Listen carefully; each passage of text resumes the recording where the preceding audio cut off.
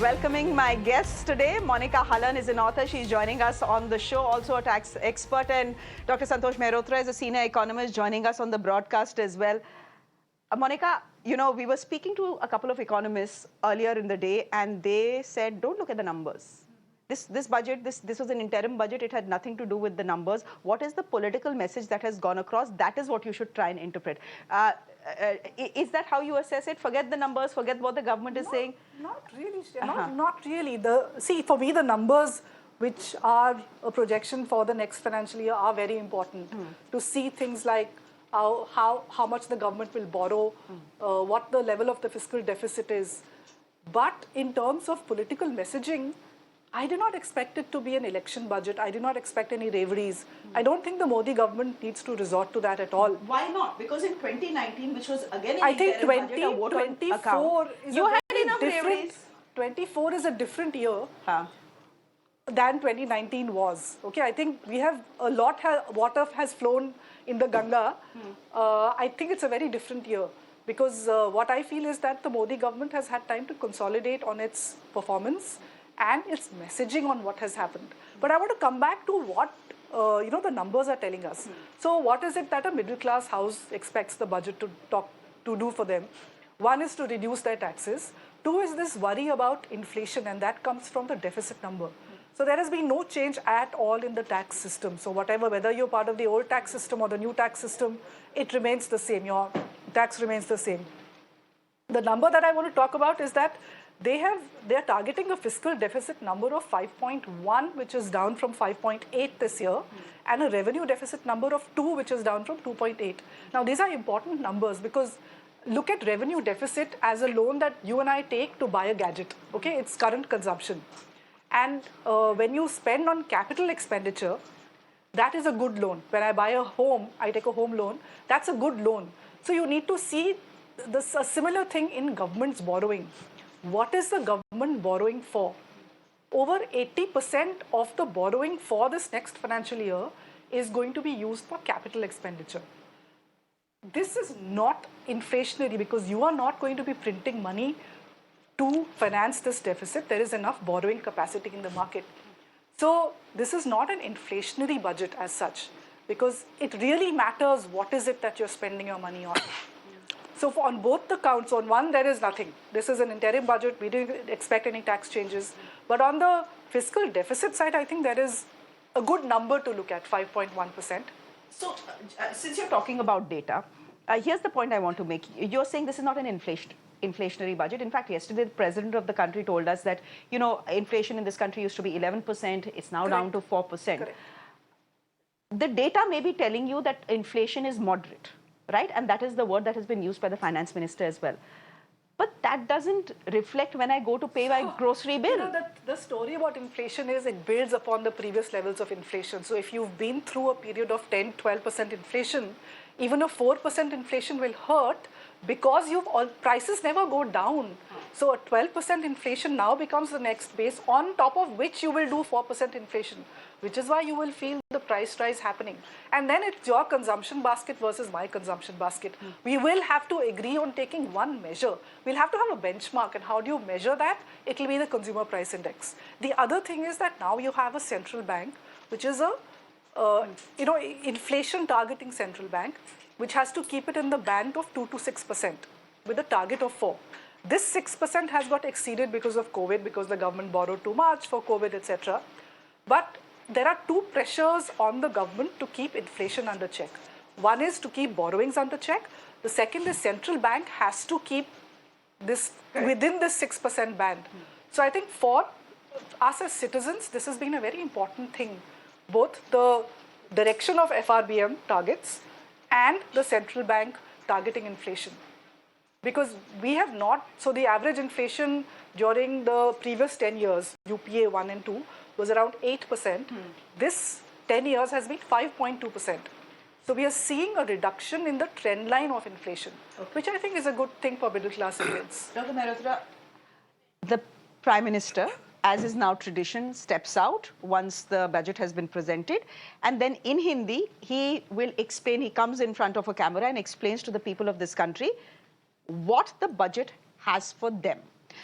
I'm not sure what the budget had for the middle class. I had hoped for, actually expected is a big word, hoped for some tax reduction. कि भाई वो 30% से 25% कर दे तो बड़ी मेहरबानी होगी, वो हुआ नहीं. Maybe we were asking for too much given the fact that this is an interim budget. And what I heard in the budget essentially was, goodbye, see you in July. आपसे दोबारा मुलाकात होगी. Now I want to ask you this, Dr. Mehrotra. The Prime Minister called the budget ऐतिहासिक.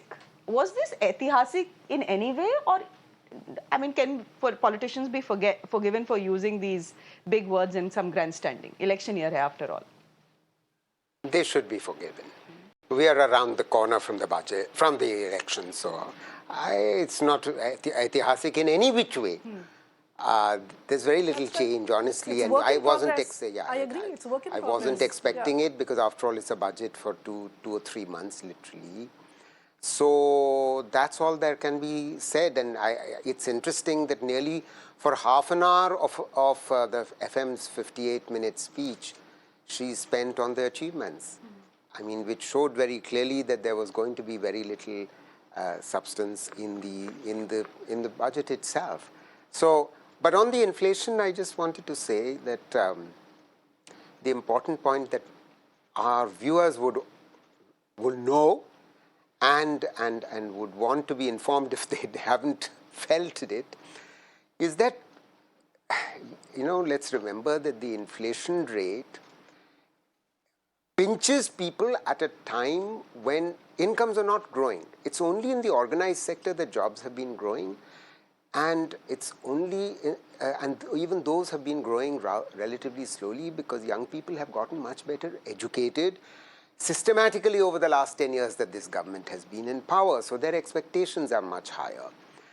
And unlike what the government data seems to suggest, actually the real data suggests very, very clearly that unemployment is high, the employment rate is falling, and that's what's shown up from the CMI data, and actually it's corroborated by the government's data. If you look at it very carefully. If you look at the headline numbers, they are misleading. I don't think we have the time to go into that. I've written about this. The more important point is the sense that ordinary people, the vast majority, and I'm not talking about the middle class here, and even the middle class to some extent would have experienced this, that job opportunities are not growing. Certainly not, they are not growing very much in the urban areas at the rate at which they need to grow, because the young people who are joining the labor force are increasing and they're getting better educated, and at the same time prices are very high. So the combination of the two is that real wages have been actually stagnant or falling. This is the tragedy. You see, inflation rate today that they've grown by 50%. What has? The real income, average income of households in India. I don't know how that was calculated. What I've estimated this. I've estimated it for the period 2004 to 14. I've estimated this for the period all the way to 22-23. And what shows up very clearly is that real wages were growing in that period, in the previous period, and they've been stagnant. I'm talking about manufacturing, construction, services, agriculture. And that's not surprising. It's not surprising because non-farm jobs are not growing and millions have gone back to agriculture. And when 60 million workers were added to agriculture within the last 3 years, this has not happened in this century. Reverse migration has actually not reversed again, in other words, because non-farm jobs are not growing. So there's evidence of that. And which is why savings to GDP ratio has come down. You see, savings are the basis for investment. If savings are coming down, that means, and if consumption is being maintained, and consumption is being maintained through dis-saving. That's what the data is showing. The first advanced estimates of GDP of 23-24 actually tell us that savings to GDP ratio has come down. Okay, but what, apart from that, Monika was mentioning that the government did, if you look at the budget, it was free of freebies. would you say? I agree with you. I was surprised. There were no SOPs. There were no SOPs. There were no SOPs. But the fact is, in 2019, there were the freebies. That was an interim budget. I agree. And there were the SOPs. I agree. 6,000 rupees in every farmer's pocket, a contributory pension I agree. scheme That's for why all I was poor. expecting some here, but I have a feeling there is a sense of confidence in this government. तो हम तो जीत ही जाएंगे. नहीं तो जीत ही जाएंगे अगर opposition का ये हाल रहा तो. No, I agree with you. I think they did not need to do any freebie giving, any revdi giving, because they feel very confident of 2024. And also, whatever freebies have been given, so there is a freebie to be given which breaks your budget. So in 2008, there was a farm loan waiver. I don't know if you remember that. Finally, it came down to 60,000 crore. That not only destroyed our fiscal prudence, we borrowed 41% of the budget that year, and we printed money for that. And that led to inflation in double digits over 2010-2012. So even if last year, 2019, some freebies were given, if you calculate the impact on the budget, it is a few decimal points there. It's nothing. It's not big at all. But 60,000 crore farm loan waiver in 2008, you have to see it in the context of the size of your budget. So no, there are no freebies. I think they don't feel the need to recourse to it. And we've seen, basically, it's a work in progress, budget, which is saying, let's get to the real budget and then let's announce some things. Achha, July mein dekhenge. But Dr. Mehrotra, here's the thing. So we are saying this is a no freebie budget. This is a budget free of SOPs, etc. But that freebie and that SOP has already been given, na? 81 crore people in this country are getting the benefit of the Anna Kalyan Yojana. No, you are absolutely spot on. इसलिए अब और देने की जरूरत नहीं है. ये एहसास है मुझे लगता है. No, but listen, look, we've had an event like a COVID, and the elephant will move slowly through the python. Okay, we are not yet. The long tail is still there. Now, did you hear of any starvation death in this period of COVID, which was it was a once in 100-year event which could have destroyed a lot of livelihoods. It has destroyed livelihoods, but people did not starve. So to give free food grain to, like Professor is saying, that people are not employed or they are going back to the rural areas, to support them to get to a point where the economy starts to grow and the jobs are created, I don't see the problem with that. So we don't have New York Times headlines saying so many million Indians starved to death. So I don't see why we are grudging that food to people who might need it because of this thing called COVID. Okay. No, I don't think anyone's grudging that free I feel there was a note of grudging that why are we giving this freebie? It's not a freebie. It's it is only a counter. Which is being provided to them so they can then build incremental I think income no one denies that, Monika. I think the argument is a slightly different one. The argument is that don't claim that poverty has come down dramatically. If that was really the case and they were doing so brilliantly, the vast majority of our country's population, then don't give 800 million. I think that's the argument. It's not that anyone's grudging that. But the bigger point here. If you read, I've read one IMF paper, one World Bank paper, there's one NBR draft paper. You can only quibble on the percentages, but the abject poverty number has declined from 60% down to below 10%. Now the numbers can differ whether it's a 2%. 60%, I'm sorry. I think I think it has clarification is absolutely in order. 54% was the poverty rate in our country in 1973. It has never increased. The share of the people below the poverty line has been systematically coming down throughout for the since 73. However, the bottom line is the following, that never in the history of India until 2004-5 had the absolute number of people who are poor had fallen. 140 million people rose above the poverty line, the Tendulkar poverty line, which was estimated by the Planning Commission, by people like us. Never in our history had that ever happened. That's an achievement of Chinese proportions. You cannot say that any longer because we don't have the consumption expenditure data.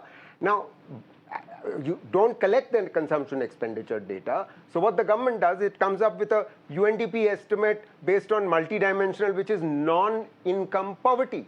Now, it's not poverty really, it's just indicators of health and education and so on. So there's a difficulty there. The estimate of it's not IMF.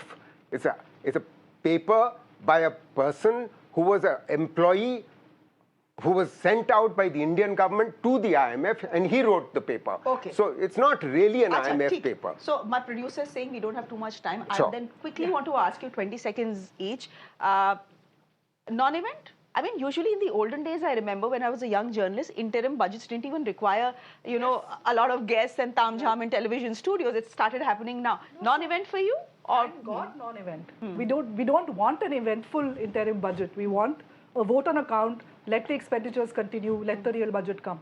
So I think it's a great thing it's a non-event. In some ways, it's a non-event. I mean, it is quite unfortunate that the debt to GDP ratio doesn't seem to show a decline. You know, let's just remind ourselves that this government inherited a debt of 55 lakh crores.